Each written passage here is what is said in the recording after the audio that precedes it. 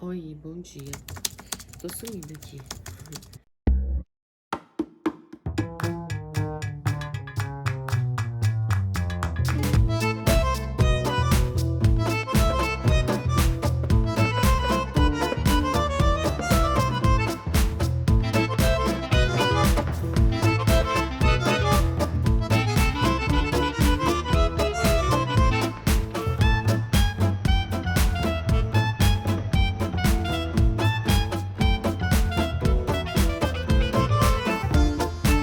Tenho que lembrar de pagar meu consórcio, apartamento. Minha mãe foi embora hoje. Ai, gente, ela ajuda tanto quando tá aqui. O Luquinhas tá super estranho, tomou a vacina, ele tava ótimo esses dias. Mas como tomou a vacina, ficou super estranho, sabe? Mas agora tá dormindo, então eu vou tentar adiantar as coisas. Meu marido foi pro futebol. Na volta ele passa pano na casa. E hoje eu estou mergulhada em Nietzsche. A gente tem reunião mais tarde. E foi um baita desafio que eu gostei muito de ter feito. A gente no clube lê Nietzsche. Não é pra aprender Nietzsche, não é pra dar aula de Nietzsche, não é pra sair sabendo Nietzsche. É a questão de você estimular sua curiosidade, se desafiar, aprender coisas novas. É nesse sentido, sabe? Então, eu gostei muito que a gente se permitiu isso. Eu e a Ká. E eu acho que uma galerona embarcou com a gente nessa. E eu fiquei bem contente. Bem mesmo.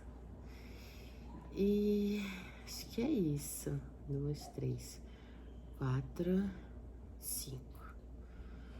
Estou aqui agora organizando o nosso calendário do clube de Roma. E pronto. Beijo. Vou organizar minha vida aqui. Ah, sim, sobre Nietzsche, né? Tô terminando o Crepúsculo dos Ídolos, tenho que acabar hoje, faltam 20 páginas, reunião 5 horas.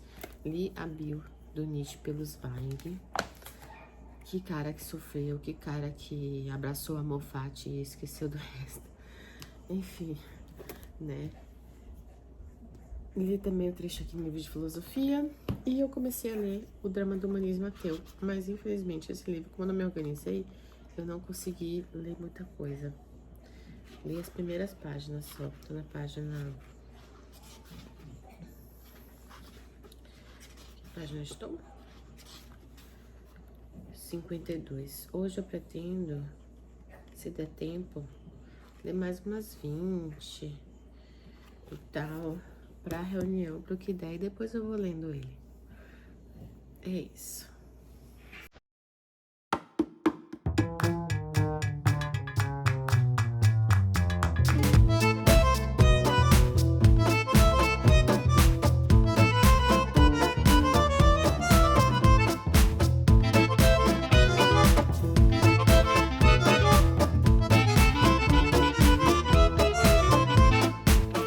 Que isso? É bolinha azul. Vamos pegar? Me dá a mão. Vem. Olha, pega a bolinha azul. Vem, sacode. Vamos botar lá? Vamos? Vai.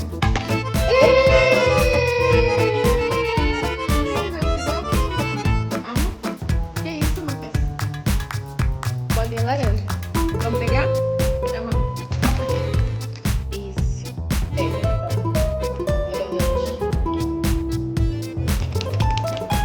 Volta lá.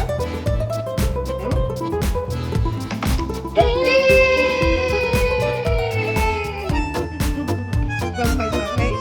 Essa vez eu não vou me pedir, porque eu só vou. Que isso, Lucas? Que isso, Lucas? Bolinha verde. Vamos pegar? Dá a mão. Isso. Pega. Olha. Olha. Olhou? Sacode. Vamos botar lá? Vamos botar lá? Vá. Força. Esse agora, como a gente deu o E depois, ele parou. Neném tá ali, ó, acordado. E eu quero conversar com vocês sobre 2 livros. Tô aqui deixando já o roteiro do vlog, né? Nesse vlog eu vou querer, na continuação, falar desses dois livros. Felicidade Conjugal, do Lev Tolstói, e A Mulher de 30, de Balzac. Porque eu acho que vão ser livros que vão ser bem antagônicos e de períodos parecidos. Quando foi que ele liberou esse? Felicidade Conjugal? Parará.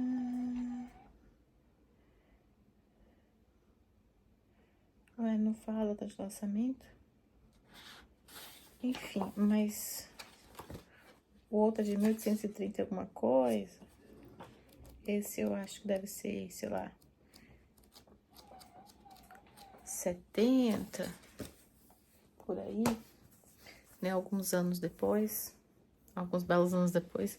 Mas vão mostrar a ideia de casamento, eu acho que de formas bem antagônicas. Então, acho que vai ser interessante discutir esses dois livros. Quem sabe até não sai uma resenha. Vamos pensar nisso.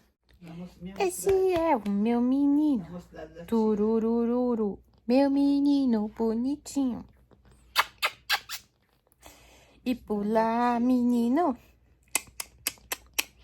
E pula, menino. Tosse, tosse, tosse, tosse, tosse.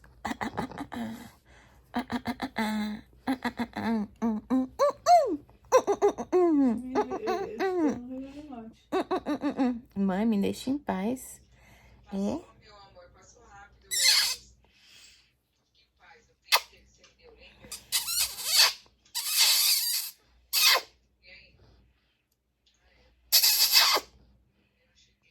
Você não me dá nenhum sorriso grande?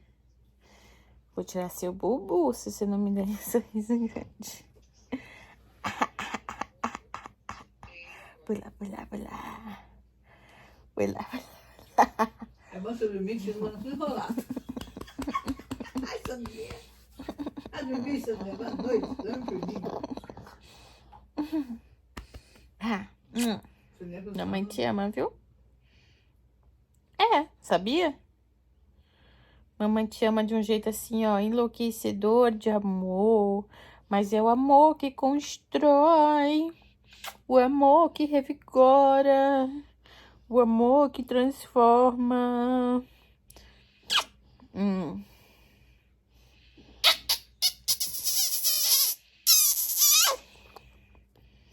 Você quer bubuzinho? Quer que eu segure pra facilitar? Pega. Que carinha safada. Ali é você. É você. É. Você. Ah, que vontade de mimir. Vai, vou descansar. Vamos desligar essa luz. Descansar. Aqui, ó, pra facilitar, vou segurar. Beijo, beijo, beijo, beijo. Eita.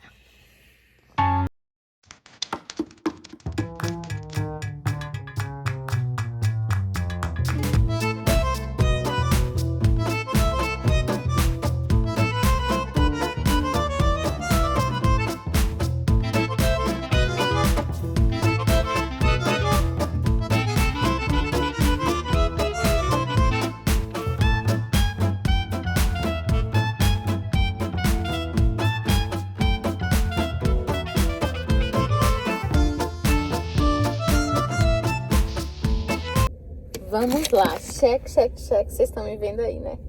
Vai ter que ser assim, gente. Deixa eu ver se eu colocar mais um pouquinho pra cá, mas eu não quero atrapalhar a minha condução aqui por causa do celular. Bem, o que ocorre?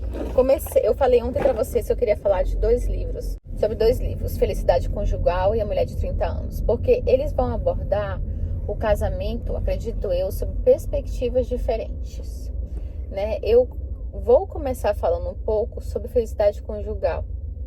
Eu tô bem no início, aliás, nos dois eu tô no início ainda. Em Felicidade Conjugal a gente vai acompanhar lá a tia Maria. Ela é uma menina de 17 anos que tá vivendo o luto da morte da mãe, que também não tem pai, que tem uma cuidadora chamada Kátia, que tem uma irmã chamada Sônia.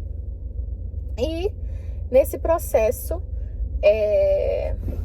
ela tem um homem, o Serguei, que ele cuida da parte financeira da família. Pois bem, o Serguei tem 36 anos e ele sempre foi muito querido pelos pais e tal. E ela lembra muito que a mãe falou a ela que gostaria que um dia ela se casasse. E a figura do Serguei sempre teve ali sobre esse desejo velado. Mas o Serguei tem um olhar muito paternal sobre ela. E tem até uma discussão ali bem no início da conversa, que ele vem muito próximo com a família e tal. Uma discussão nisso que ele fala assim, não, eu não tenho mais idade para casar tem que ser jovem, eu já sou velho, eu e você, Kátia, a gente não vai casar mais, né? E aí ele até testa a Maria eu acho que inconscientemente, sobre a possibilidade, porque você ficaria feliz casando como um homem que eu, e quando essa conversa de que não tem mais idade para casar, não foi a Kátia induzindo diretamente que ele tinha que casar com a Maria. Indiretamente, eu senti que o desejo dela, ao falar aquilo, era aludir essa possibilidade, mas não fica bem claro isso. E aí a gente vai acompanhando os sentimentos que vão sendo construídos ali pela Maria em relação ao Serguei, né? Ela tem uma admiração paternal por ele e sempre houve aquela coisa assim, nossa, ele é muito diferente do meu príncipe encantado, mas ele é uma possibilidade de segurança, uma possibilidade de apoio e tal. E ela vai construindo dentro de si essa... Como é que eu posso dizer? Não é paixão. É uma paixão, sim.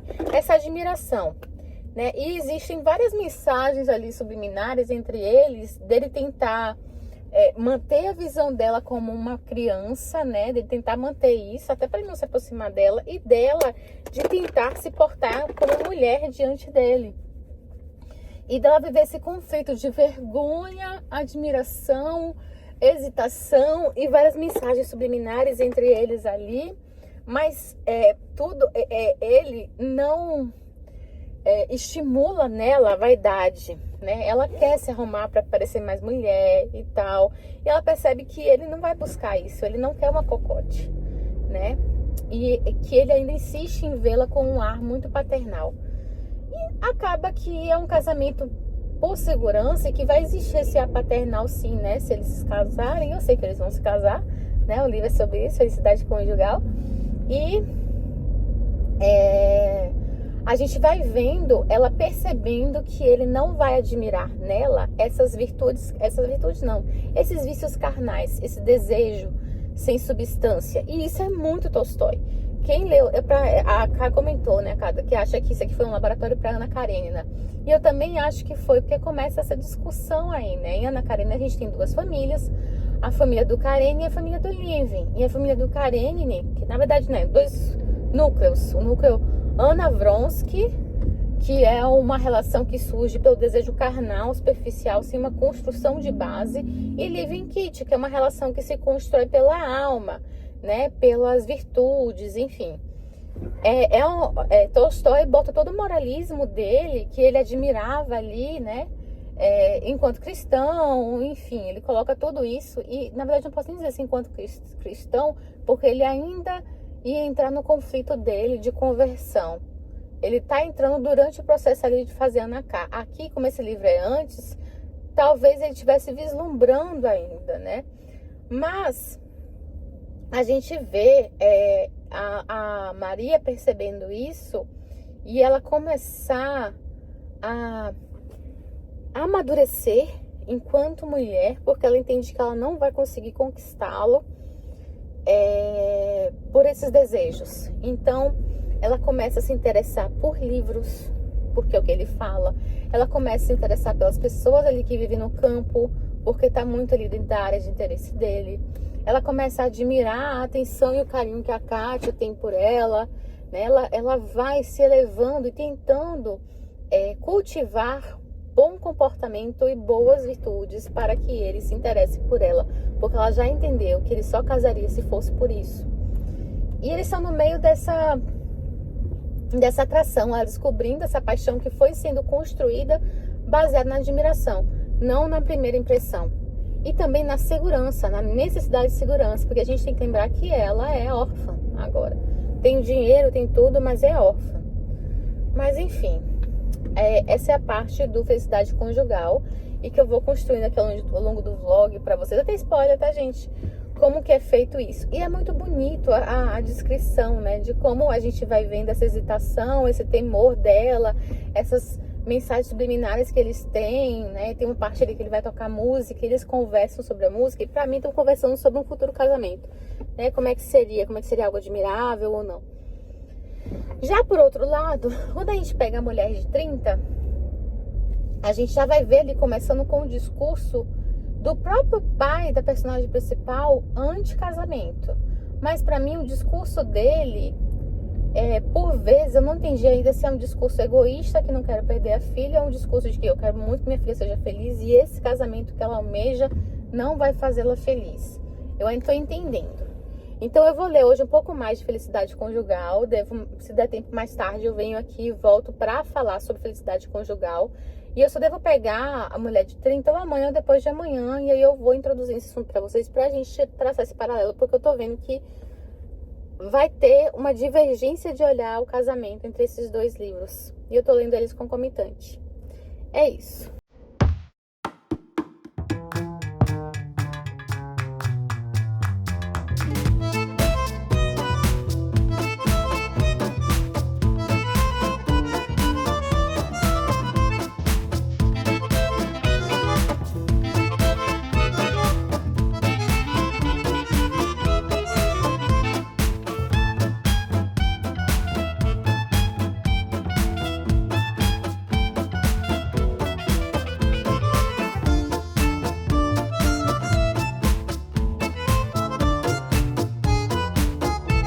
Voltando aqui para felicidade conjugal, eles ainda estão naquela coisa de, será que eu gosto dela? E ela completamente apaixonada por ele e tal. Será que eu entro nessa empreitada, né? É algo que ele não estava esperando, que ele não estava pensando. E de repente ele tá se vendo ali gostando dela, enfim. E tem algumas coisas que o Tolstói coloca que são de uma sensibilidade, né? Eu tô no capítulo 3, a parte 1. Que ele chega ali feliz, radiante, né? Uns dias sem vê-la, mas ele tá num dia feliz. E é um dia que começa falando, aquele dia não ia ter tempestade, porque as nuvens estão indo embora, o sol tá chegando, né? Tudo preparando para um momento sublime. E aí ele fala que eles têm um código, né? De quando ele tá mais radiante, ele tá com entusiasmo selvagem, uma vivacidade infantil. E ele fala que tá sentindo com 13 anos naquele dia. E aí eles começam a falar em murmúrios, porque a Kátia, a cuidadora dela lá, né, a governanta, não sei, tá dormindo. Então eles estão falando baixo e ela fala que simplesmente é agradável me falar com ele em murmúrios. Porque quando você fala com alguém em murmúrio, tem uma cumplicidade ali. Porque pode ser um segredo, ou pode ser, tipo... você tem que estar mais próximo da pessoa pra falar em murmúrio, sabe? E ele dá uma cantada nela super suave. Mal me aproximei de você, depois de toda essa poeira, calor, trabalhos, e senti um aroma de violeta, porque ele chama ela de Violeta. Tem um até que ele brinca, né? Nossa, a Violeta virou roseira, né? E não foi a Violeta perfumosa, mas sabe, a Violeta primeira, escurinha, que cheira a neve derretida e a erva de primavera. Nova, mas não é simplesmente pela questão nova. Algo novo, algo que ele não tá esperando pra vida dele, que ele se acha já velho, passado. 36 anos, ela 17, no caso aqui acho que é 18. Mas ele se acha velho pra casar, né? Então a novidade é algo que relembra a juventude. Então ela tá trazendo isso nele, enquanto ele traz a maturidade pra ela traz esse rejuvenescimento pra ele, sabe? E eles não se declararam. Tem hora que eles vão buscar uma cereja lá, uma cerejeira e tal. Ela fala que vai sair, ela volta e ele se vê sozinho. Aí ele tá lá sozinho, brincando com a bolinha ali. E aí ele sozinho, fala alto. Sabe quando você fala algo pra você mesmo e fala alto? Ele fala assim... Macha, não pode ser. Macha, querida, tipo, ele se realizando que gosta dela, sabe? Da presença dela e tal. É um dia propício, né, gente? E ela fica assim, nervosa, queria dizer-me algo, mas não conseguia, porque ele é flagrado naquele momento falando alto, pensando alto, né? falando o nome dela, e eles ficam assim, né? Queria dizer-me algo, mas não conseguia. O seu rosto abrasava-se cada vez mais. Todavia, ao olhar-me, sorriu. Sorri também. Todo o seu rosto brilhou de alegria. Ele não era mais um velho tio que me acarinhava e me orientara. Era uma pessoa igual a mim, que me amava e me temia, e que eu também temia e amava. Não dissemos nada e apenas ficando olhando-nos. Esse é o primeiro eu te amo deles. É o primeiro eu te amo. Porque logo depois, ele tá conversando com a Kátia, ele fala que ele não quer dizer que ama a mulher, porque tudo muda quando você fala que ama a mulher e tal. Parece-me, continuou ele, que homens que proferem solenemente as palavras eu te amo enganam a si mesmo, ou que é pior ainda, enganam ao trem. Né? Ele tá com o tom pessimista, ele falando com a Kátia. Aí a Kátia pergunta, mas como vai saber uma mulher que ela é amada se não lhe disserem isso? Aí ele fala, isso eu não sei. Cada um tem as suas próprias palavras. E se existe sentimento, este há de se expressar. Cada um tem suas próprias palavras, suas próprias formas de comunicar, né? Então, aquele sorriso ali que ele deu pra ela, em anuência, que ela sorriu de volta, foi o primeiro eu te amo. E aí, a Kátia vendo isso, a Maria vendo isso realizou. Sim, ele não precisa dizer que me ama. Pensei agora com vivacidade, lembrando aquela conversa. Ele me amava, eu sei, e todos os seus esforços de aparentar indiferença não me convenceram do contrário. E tem outro momento que ele diz um outro eu te amo, logo depois. Ela tá tocando piano, eles estão sozinhos, quase sozinhos ali na sala, e ela fala que sente a presença dele na sala inteira, como se fosse uma luz, que você não olha pra luz, mas você sabe que a luz tá ligada, sabe? Que ela sente a presença dele na sala inteira. Ela não tava olhando, tava de costas pra ele. E ela vira a cabeça e ele tá assim, ó, olhando pra ela encantado. E aí ela olha, sorri, e ele sorri de volta. Outro eu te amo, porque cada um tem suas palavras, cada um tem as suas próprias palavras. E Tolstói é dado disso, né, da comunicação não verbal. Ele fez ali Kit Leave numa conversa em códigos, né, que foi uma comunicação não verbal em códigos, que é um dos momentos mais sublimes da literatura. Ai, gente, que bonitinho. Força, Lucas. Levanta a cabeça, Lucas. Levanta, força. Vamos, Lu! Que ele já desceu. Luquinhas! Vamos, Luquinhas, campeão! Força, força. Muito bem!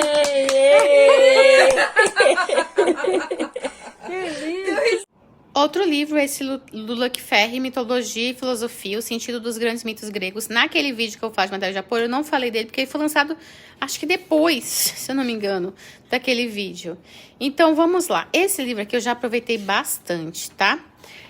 Toda essa parte aqui, ó, Odisseia, Ilíada, o Nascimento dos Deuses, Tifão Gigantes, Prometeu, Caixa de Pandora... Midas eu li hoje, inclusive, Os Amores de Zeus, Morte e Ressurreição de Héracles, né? Não li Teseu e Perseu, pulei. Jasão e o Velo de Ouro, que me ajudou para Medeia e vai ajudar nos Argonautas. Dionísio eu não li, devia ter lido. Pirra, Deucalião, Noé, Gilgamesh, vou ler no de Roma, porque vai estar lá Pirra, Deucalião pra gente no Metamorfose de Ovídio. Édipo, li. Antígona, vou ler agora, com a gente for ler Antígona. Sísifo e Asclépio, devo ler no de Roma também. Orfeu no de Roma, porque tá tudo em Metamorfose do Ovídio. Tântalo também no de Roma. E aqui, Eros e Psique, naquele O Asno de Ouro. Então, eu não terminei ele ainda. Mas outros aqui eu li e em todos eu aproveitei material para nossa discussão. Em ler trechos, em comentar e tal. Ele tem alguns anacronismos aqui, porque ele vai fazer uma análise, recontar os mitos, fazer uma análise filosófica dos mitos, uma análise pessoal.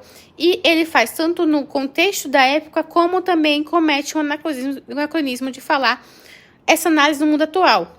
Tanto que, no que ele fala de Odisseia, ele fala, eu estava em Copacabana, uma jornalista brasileira falou comigo, tal. Então, ele vai fazer analogia do ponto de vista filosófico desses mitos para o mundo atual. O que pode ser um pouco anacrônico, mas é um exercício que, por vezes, é válido se fazer com as devidas ressalvas. Então, eu gostei desse livro. Ao total, ali, 58% dele. Eu gosto de números, você sabe disso. Mas não finalizei ainda, devo acabar em Roma, porque tem muita coisa aqui que vai estar em Metamorfose de Ovídio, é isso.